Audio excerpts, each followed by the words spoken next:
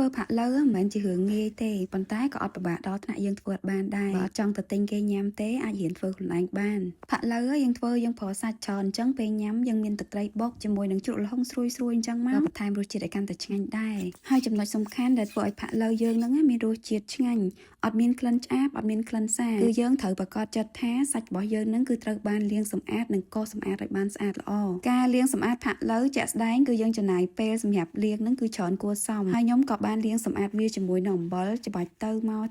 ដុសលាងវាឲ្យសព្វកន្លែងចឹងទៅបងប្អូនតបពីបានលាងសម្អាតជាមួយអំបិលហើយខ្ញុំក៏បានលាងសាច់យើងហ្នឹងជាមួយនឹងម្សៅពោតបន្ថែមរយៈពេលលាងមួយសន្ទុះធំដែរបងប្អូនដុសលាងសម្អាតវាឲ្យសព្វអញ្ចឹងមកតែសាច់យើងហ្នឹងស្អាតល្អទើបយើងអាចយកមកធ្វើម្ហូបញ៉ាំបានបន្ទាប់មកទៀតយើងចាប់ផ្ដើមបុករំដេងយើងហ្នឹងឲ្យម៉ត់ពេលធ្វើផាក់ឡូវខ្ញុំចូលចិត្តដាក់រំដេងឲ្យបានច្រើនព្រោះអីវាមានក្លិនឈ្ងុយកាត់ជាតិឆ្អាបបានល្អហើយធ្វើឲ្យផាក់ឡូវយើងហ្នឹងមានរសជាតិឆ្ងាញ់អត់តលន់គ្រឿងផ្សំបន្ថែមមានឈើអែមផ្កាច័ន្ទឬក៏ពោចកាត់និងគល់សក្រីរំដេងស្លឹកក្រូចសើចដើមខ្ទឹមហើយនិងខ្ទឹមសចិញ្ច្រាំផងដែរសម្រាប់គ្រឿងផ្សំមួយចំនួនយើងត្រូវយកទៅអាំងមុនសិនបងប្អូនដើម្បីឲ្យវាមានក្លិនកាន់តែឈ្ងុយ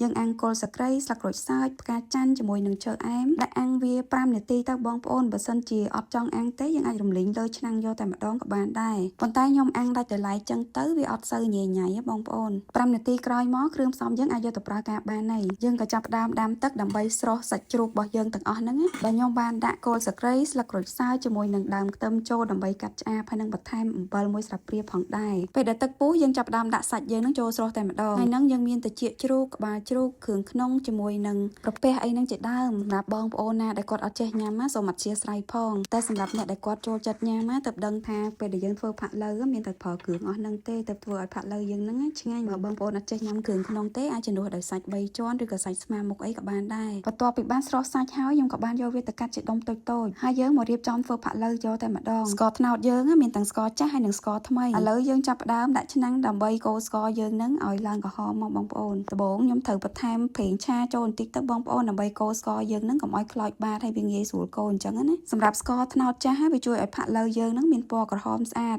សម្រាប់ស្ករត្នោតថ្មីវាជួយឲ្យផាក់ឡូវយើងហ្នឹងមានក្លិនឈ្ងុយខ្លាំងពេលស្ករយើងក្រហមល្មមហើយយើងចាប់ផ្ដើមចាក់ខ្ទឹមចិញ្ច្រាំយើងចូលកូរវាឲ្យឈ្ងុយអញ្ចឹងមកបងប្អូនចំណុចកន្លែងហ្នឹងយើងប្រយ័ត្នភ្លើងបងប្អូនបើភ្លើងខ្លាំងពេកអាចធ្វើឲ្យស្ករយើងខ្លោចបានហើយខ្ញុំក៏បានចាក់បន្ថែមទឹកត្រីចូលឲ្យហើយកន្លែងហ្នឹងគ្រឿងរបស់យើងហ្នឹងចាប់ផ្ដើមឡើងឈ្ងុយខ្លាំងហើយបងប្អូនហើយយើងនៅបន្តកូរមួយផ្លែទៀតមកចាំយើងយកគ្រឿងផ្សំដែលយើងបានយកទៅអាំងមិញហ្នឹងយកមកចាក់ចូលរំដេងបុកក៏យើងដាក់ចូលឲ្យហើយដែរហើយយើងកូរវាមួយផ្លែទៅបងប្អូនឲ្យវាកាន់តែមានក្លិនឈ្ងុយហើយយើងក៏ចាប់ផ្ដើមដាក់គ្រឿងផ្សំដែលមានដូចជា